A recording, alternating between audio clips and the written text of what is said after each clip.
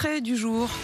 Nicolas, votre portrait ce matin, c'est Bob Woodward, le plus célèbre des journalistes américains, qui vient de sortir un nouveau livre, Assassin sur Donald Trump. Assassin, c'est le terme, et Bob Woodward, c'est le journaliste donc, qui fait peur à tous les présidents américains depuis 50 ans. Il a écrit sur 9 d'entre eux et aucun ne s'en est vraiment sorti indemne. Tout commence en 1972 alors qu'il n'a que 29 ans. Il travaille depuis un an pour le Washington Post quand éclate le scandale du Watergate. Vous savez, c'est le président Nixon qui avait fait poser des micros dans l'immeuble du Parti démocrate à Washington, l'immeuble du Watergate. Harcelé par les révélations des deux jeunes journalistes, Bob Woodward et son ami Carl Bernstein, eh bien, Nixon va finalement démissionner. Tout cela va devenir mythique. Au cinéma, c'est Robert Redford qui a incarné Woodward dans le film Les Hommes du Président. Le mot Gate, qui au départ veut juste dire porte, est devenu synonyme de scandale. On parle du Monica Gate, du Penelope Gate, du Nutella Gate, du Dieselgate, tout ce que vous voulez.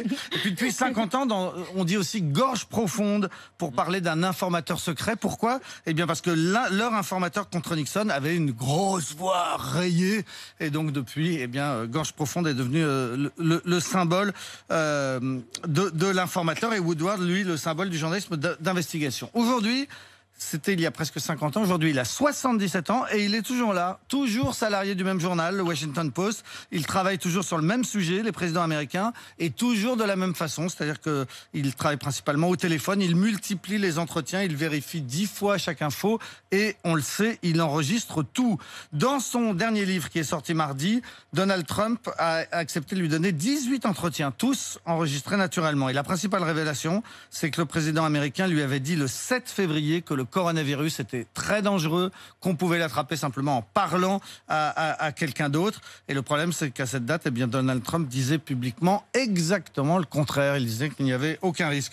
Dans son livre précédent, Woodward avait cité le ministre de la Défense de l'époque qui disait que Trump avait le niveau de compréhension d'un enfant de 6e. Il avait aussi cité le secrétaire général de la Maison-Blanche qui disait, en parlant de son patron, ce type est un imbécile.